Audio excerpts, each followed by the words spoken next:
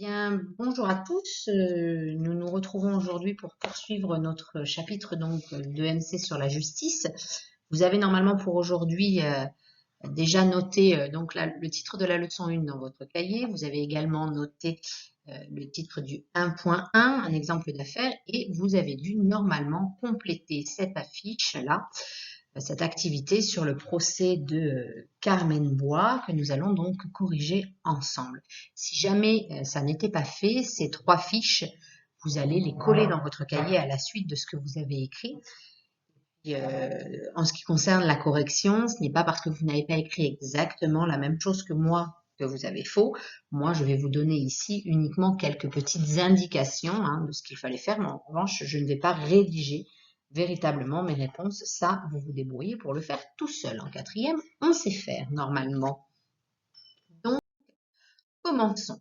Sur la première question, on vous demandait, qui est la personne jugée par le tribunal et donc de la présenter en quelques mots.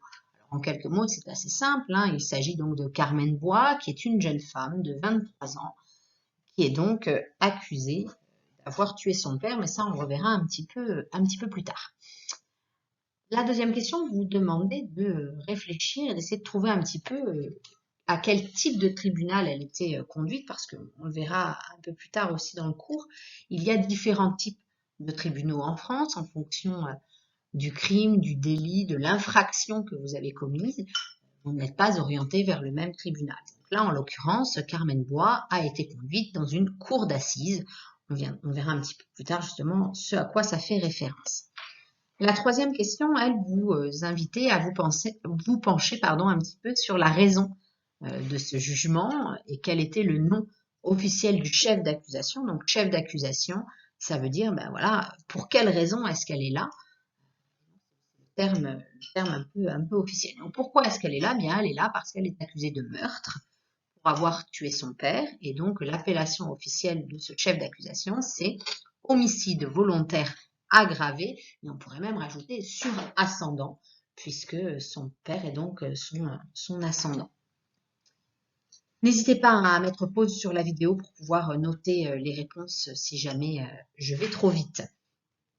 Bien, la quatrième question, elle vous invitait à réfléchir un petit peu au nom que l'on donne à l'ensemble des personnes qui sont chargées de rendre la justice. Donc, l'ensemble de ces personnes, on les appelle des magistrats. Et les magistrats constituent ce que l'on appelle le parquet. Et c'est l'ensemble des magistrats qui vont être amenés à juger des affaires diverses et variées. D'accord ? Ça, c'était pour les 4 premières questions. La 5e question, vous aviez ici là des petites captures d'écran du procès de Carmen, et puis il fallait relier chaque personne, donc chaque image à son identité et à la fonction qu'il occupait. Donc si nous commençons par l'image en haut, à gauche, on voit donc 2 personnes. Ces 2 personnes sont qui? Bien, ces 2 personnes sont les avocats de la défense. D'accord? Donc les avocats de la défense, ils servent à défendre l'accusé. Pas très compliqué. L'homme seul en dessous, lui, c'est l'avocat général, que l'on appelle également le procureur de la République. Il est là pour représenter la loi et veille donc à l'application de ces lois qui sont donc contenues dans le code pénal ou le code civil en fonction des affaires qu'il y a à juger. Vous avez ensuite ici les jurés. Les jurés, ce sont ceux qui vont écouter les débats et qui vont rendre la justice en donnant leur voix. Voilà, donc ils vont voter, on verra un petit peu plus tard comment ça se passe. Ensuite, cette femme-là, c'est la présidente du jury. C'est donc celle qui va mener les débats et diriger la cour de justice. Et puis enfin, il y a l'avocat de la partie civile qui va donc défendre la victime. Bon, ici, en l'occurrence, il n'y a pas de victime, il y a juste une famille de victimes. Nous passons maintenant à la question 6. Quelle est la peine encourue par l'accusé et sur quoi la présidente du jury s'appuie-t-elle pour formuler la peine encourue? La peine encourue, elle encourt la réclusion à perpétuité puisqu'elle est accusée d'homicide volontaire surascendant, en l'occurrence son père. Et sur quoi s'appuie la présidente du jury pour formuler la peine encourue? Tout simplement sur le code pénal. La question 7. Qui sont les jurés et comment sont-ils nommés? Eh bien, les jurés, c'est un peu tout le monde, hein. Ce sont des citoyens qui vont être tirés au sort sur les listes électorales, d'où l'importance de s'y inscrire et de se faire recenser lorsque vous aurez 16 ans, hein, pour ensuite être automatiquement inscrit sur les listes électorales à partir de 18 ans.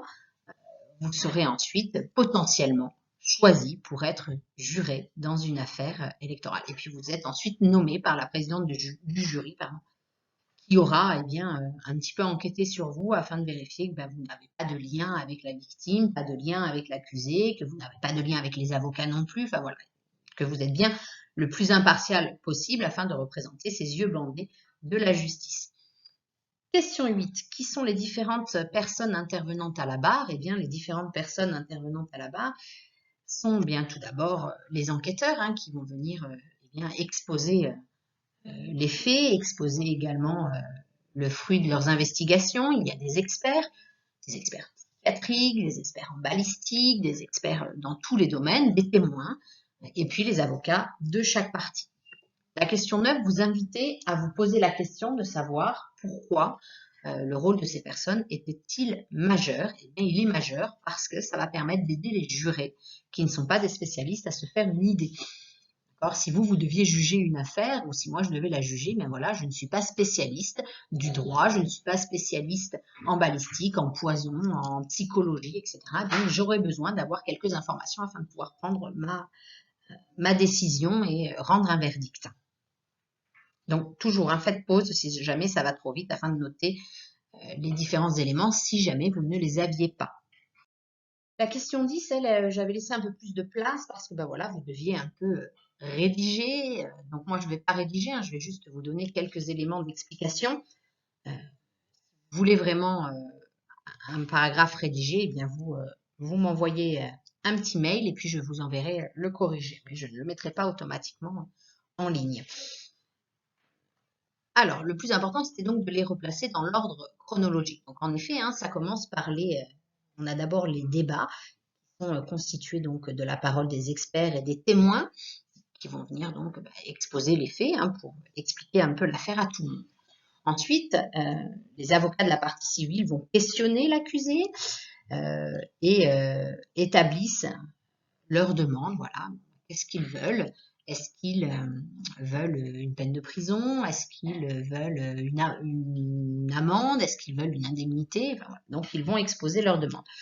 Puis, l'avocat de la partie civile fait sa plaidoirie et c'est au tour de l'avocat général, qui va donc représenter les lois de la République, de lui aussi présenter son réquisitoire, d'accord? Donc, c'est-à-dire expliquer quelles sont les peines possibles, les peines encourues, selon le code civil ou le code pénal. C'est-à-dire, en fonction de la loi, en fonction du crime, du chef d'accusation, voilà ce qu'il est possible d'avoir au maximum au vu de ce que l'on sait de l'affaire. Enfin, on va assister à la plaidoirie de la défense. Donc là, c'est l'avocat de l'accusé qui va prendre la parole et donc voilà, expliquer pourquoi est-ce que son client ne doit pas partir en prison ou du moins essayer de nuancer et de réduire la peine de cette personne. Enfin, les délibérations, donc le jugement se termine, les jurés se retirent, délibèrent et reviennent annoncer leur verdict. C'est donc le rendu du jugement. Voilà un petit peu ce qu'il faut comprendre sur le déroulement d'un procès. Bien, passons maintenant à la question 11. Donc, quel est votre sentiment face aux propos de l'avocat général, donc le procureur de la République? Je vous rappelle que, si vous avez bien regardé la vidéo, le réquisitoire de l'avocat général est relativement court, mais il est lourd de sens. Il nous explique que personne ne peut se faire justice lui-même. Donc, il insiste sur le fait que Carmen doit être punie. Elle a ôté la vie à son père, quelles que soient les raisons, quelles que soient les circonstances, elle ne peut pas sortir de cette salle de tribunal sans avoir reçu une peine conséquente à son crime. Elle doit être punie, ça c'est la première chose. Question 12. Comment se déroulent les délibérations? Eh bien, les délibérations se déroulent à bulletin secret.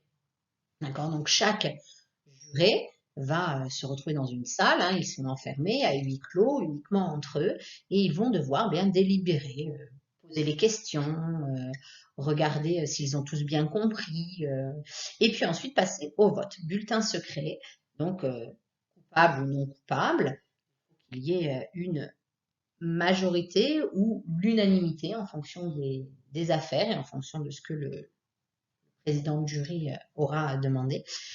Si la personne est jugée coupable, eh bien, les jurés doivent également se prononcer sur la durée de la peine de prison. Donc, ça peut être plus que ce qu'a demandé l'avocat général, ça peut être moins. Ça dépend véritablement de ce que eux ont ressenti à l'issue des débats. Question 13. Donc là, quel est le résultat dans ce procès de Carmen Goy? Eh bien, dans ce procès, la jeune femme est reconnue coupable, d'accord? Elle a bien tué son père, mais ce n'est pas une meurtrière car elle n'avait pas l'intention de le tuer. Ça va être là en fait que tout va se jouer et que la nuance va être importante. De ce fait, elle n'est pas condamnée à la réclusion criminelle à perpétuité, mais uniquement condamnée à 8 ans de prison. Elle sera très probablement réduite pour bonne conduite ou pour X autres raisons. Que se passe-t-il si une ou plusieurs personnes ne sont pas satisfaites du jugement? Là, en l'occurrence, ça n'est pas le cas dans le procès que vous avez vu et sur lequel vous avez travaillé, mais si jamais une ou plusieurs personnes n'étaient pas satisfaites, que ce soit l'accusé ou la famille de la victime, eh bien, les personnes peuvent faire appel devant un autre tribunal, et là, c'est ce qu'on appelle donc la cour d'appel de justice, et là, par contre, voilà. Après la cour d'appel, il y a encore une possibilité, si vous n'êtes toujours pas satisfait, de passer en cour de cassation, mais là, en l'occurrence, si la cour de cassation ne vous satisfait toujours pas, c'est trop tard, il n'y a plus de recours possible. Donc, il y a quand même des étapes que l'on verra un petit peu plus tard. Voilà, on arrive donc à la fin de cette correction et donc de l'activité que vous aviez à faire pour aujourd'hui, pour cette séance. Pour la séance prochaine, j'aimerais que vous regardiez le C'est pas sorcier au nom de la loi qui est donc présent sur le site internet. Donc en bas de la page, vous avez qu'à cliquer dessus, vous avez. Et puis prenez quelques notes, soit sur ce que vous ne comprenez pas, soit sur des choses au contraire qui vous semblent importantes. Et puis on en reparlera lors de la prochaine visio. Voilà, écoutez, je vous souhaite à tous une bonne journée et je vous dis à très vite.